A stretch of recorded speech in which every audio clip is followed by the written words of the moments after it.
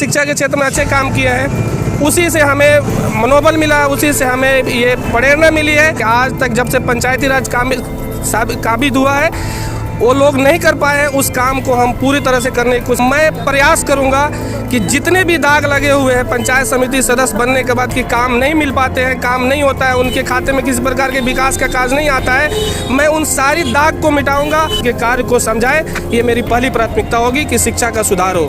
कि ये चुनाव है, आप सही मानों में चुनाव करें, एक अच्छे व्यक्ति का चुनाव करें। शिक्षा के क्षेत्र में जुड़े हुए हैं और ये धरातल किस्म के इंसान है जो और लोगों का सेवा करते हैं और पढ़ाई के सिलसिला में बहुत आगे हैं, ईमानदारी से पढ़ाते हैं। इनके स्कूल के बच्चे बहुत आगे बढ़े हैं। बात यह है कि शिक्षा लाइन में ये बहुत ज़्यादा महत्व रखते हैं, लोगों को मदद भी करते हैं।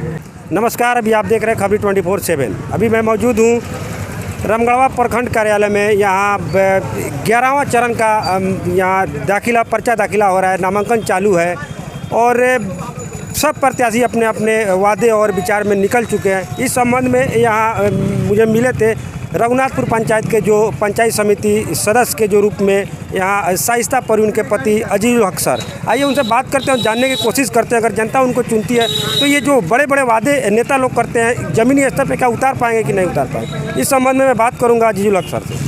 सर, सबसे पहले बहुत बहुत शुभकामना। आज आपने बहुत शुभकामना, बहुत आपका भी और हमारे पूरे समर्थक और पूरे रघुनाथपुर पंचायत वासियों के लिए आज बहुत अच्छा दिन है कि मैं आज उन लोगों के भलाई के कार्य करने के लिए अपना नामांकन दाखिल किया हूँ। सर, आप तो एक शिक्षक हैं और देखा जाए तो आप शिक्षा के क्षेत्र में बहुत अच्छा प्रयास किए और काम भी किए, फिर आखिर क्या जरूरत पड़ गया कि आप पंचायत समिति सदस्य का आज पर्चा दाखिल किए? सर देखिए, मेरा अच्छे काम करने का मतलब ये आदत सी बन गई है। जैसे आपने बताया कि आप अच्छे शिक्षा के क्षेत्र में अच्छे काम किए हैं, उसी से हमें मनोबल मिला, उसी से हमें ये प्रेरणा मिली है कि समाज के लिए भी कुछ अच्छा काम करें। जो बहुत दिनों से बाधित पड़ा हुआ है, सारे लोग जीत करके आते हैं और 5 साल के लिए उनका पता नहीं चलता है, ऐसे लोगों के मुंह पर तमाचा देने के लिए मैं नामांकन दाखिल किया हूँ, ताकि एक पढ़ा लिखा शिक्षित इंसान ही इस अच्छे काम का अपने कंधों पे जिम्मेदारी लेकर के चल सकता है। इसलिए मैं इस काम के लिए नामांकन दाखिल किया हूँ ताकि रघुनाथपुर पंचायत के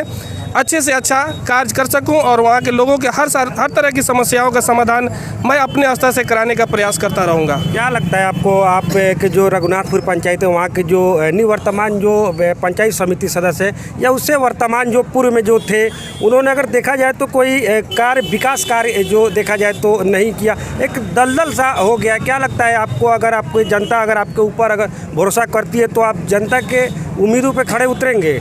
बिल्कुल, हम जनता के वादों को और उनके भरोसे को इतना मजबूती से निभाएंगे जितना कि आज तक जब से पंचायती राज काबिज हुआ है वो लोग नहीं कर पाए हैं, उस काम को हम पूरी तरह से करने की कोशिश करेंगे। क्योंकि जितने लोग भी जीते हैं शायद वह जीतने के बाद निष्क्रिय हो जाते हैं, लेकिन मैं उन लोगों को ये करारा जवाब दूंगा ताकि आप लोग भी जब भी किसी प्रकार के आपको कोई पद मिले, कोई जनता आपको जब आपकी जिम्मेवारी दे, उस जिम्मेवारी को पूरी तरह से निभाए।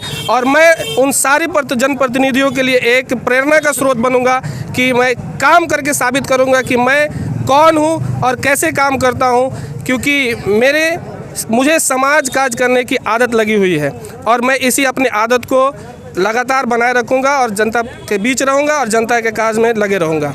सर, अभी आप बताएं, इलेक्शन आने के टाइम में नेता बड़े बड़े वादे करते हैं, मैं ये करूँगा वह करूँगा, और आपके जो रघुनाथपुर पंचायत है उसका मैं बात कर रहा हूँ।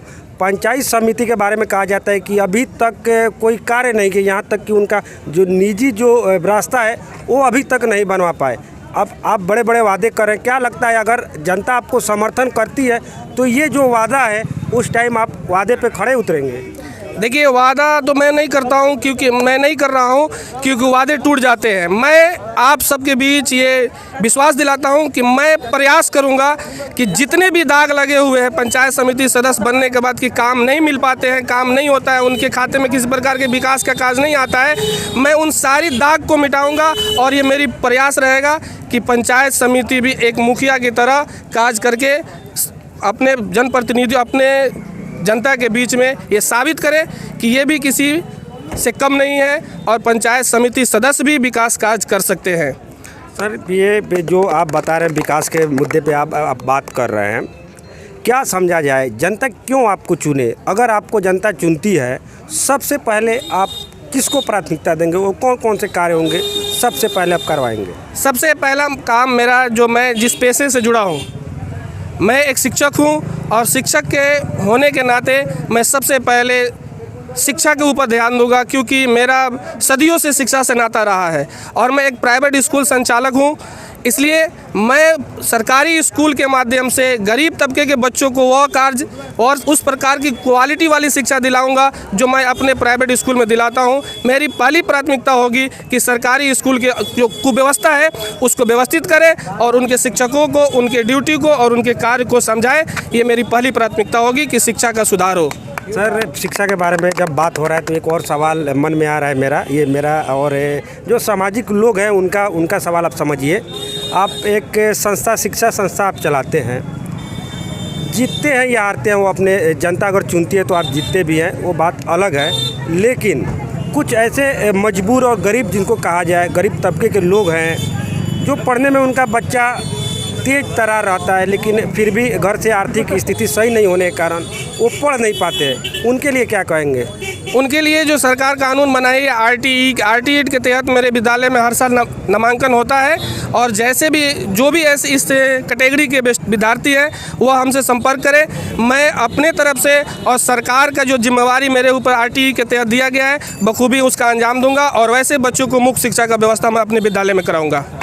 और ये एक मेरा लास्ट सवाल आपसे जो ये है कि आप संदेश देना चाहेंगे, जो आप पढ़े लिखे हैं, शिक्षक हैं, शिक्षा संस्थान से आप जुड़े हैं, क्या संदेश देंगे अपने पंचायत वासियों और ख़ास करके अपने अगल बगल के जो पंचायत वासी हैं उनके लिए?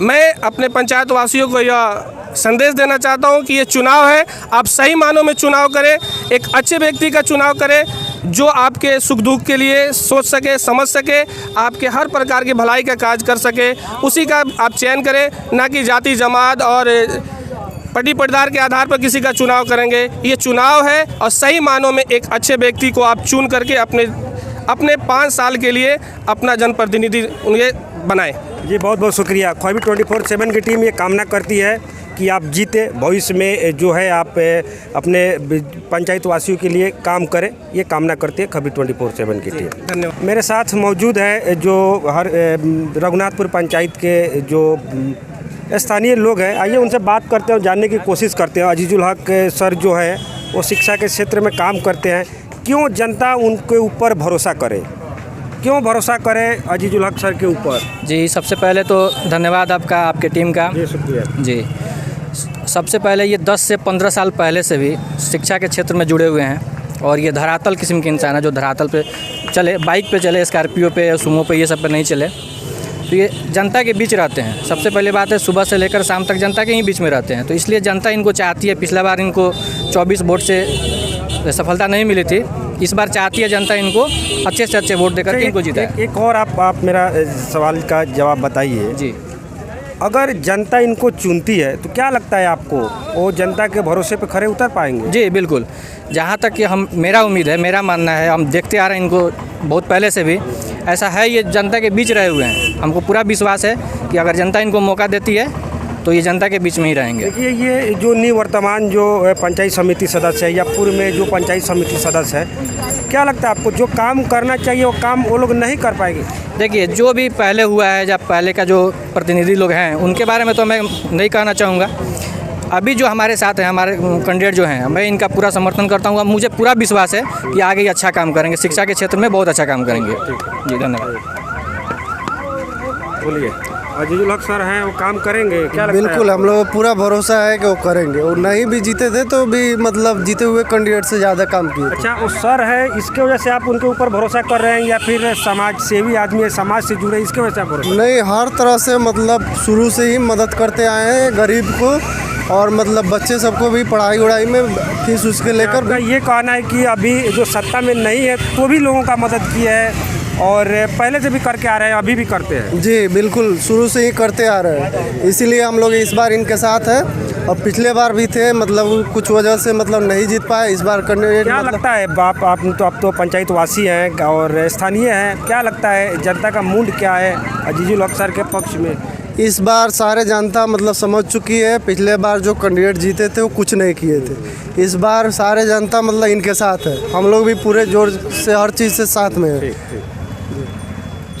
क्यों अजीजुल हक सर को जनता चुने? इसलिए कि ये काम में लगे रहते हैं और लोगों का सेवा करते हैं और पढ़ाई के सिलसिला में बहुत आगे हैं। ईमानदारी से पढ़ाते हैं। इनके स्कूल के बच्चे बहुत आगे बढ़े हैं। इसलिए हम सब मिलकर इनकी चुनाव करेंगे। और सबसे बड़ी बात यह है कि समिति का काम हमारे पंचायत में एकदम चौपट हो गया है। जो भी जीतता है वो काम आज तक नहीं किया है। इसलिए हम लोगों का भरोसा है कि ये जीतेंगे और अपने विकास का दरिया बहाएंगे हमारे पंचायत के अंदर। क्या लगता है आपको, बड़े बड़े वादे होते हैं लेकिन जीत जाने के बाद में नहीं, वही नेता लोग भूल जाते हैं? क्या क्या ये ईमानदारी के साथ करेंगे। आपको क्या लगता है कि अजीजुल हक सर अगर जीतते हैं तो जो भी वादा करते हैं या जो भी उनके दिमाग में रोड मैप है उस पर सही उतर पाएंगे? जी एकदम सही उतरेंगे। हमको उम्मीद है कि सही उतरेंगे और उससे अधिक उतरेंगे। जितना हमको उम्मीद है उससे अधिक ज़्यादा काम करेंगे। क्या नाम है आपका? मोहम्मद अनवारुल हक। अनवारुल हक। जनता अजीजुल हक सर को क्यों चुने? देखिए, सबसे पहले तो ये शिक्षित हैं, जुझारू भी हैं, लोगों के बीच रहते हैं। और सबसे बड़ी बात यह है कि शिक्षा लाइन में ये बहुत ज़्यादा महत्व रखते हैं। लोगों को मदद भी करते हैं और गरीब तबके के बच्चों को भी पढ़ाई लिखाई पे ध्यान देते हैं।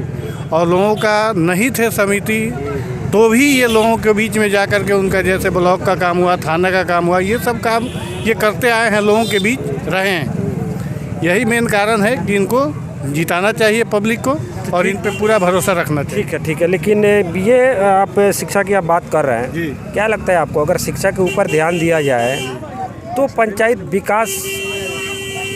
विकास और आगे बढ़ेगा? पंचायत का जी बिल्कुल। आदमी शिक्षित होगा तभी तो पंचायत शिक्षित होगा। और अजीजुल हक सर का ये भी कहना है सबसे पहले मैं शिक्षा के ऊपर ध्यान दूंगा और इनका संस्था है, शिक्षा संस्था जो चलाते हैं जीजे एकेडमी, प्राइवेट स्कूल है इनका अपना। वो ये जो वादा कर रहे हैं उस पर खड़े? हाँ, वो हमको 100% लग रहा है, यकीन भी है। और हमारे बच्चे भी इनके स्कूल में जाते हैं और लोगों के बच्चे भी हम देखते हैं जाते हैं।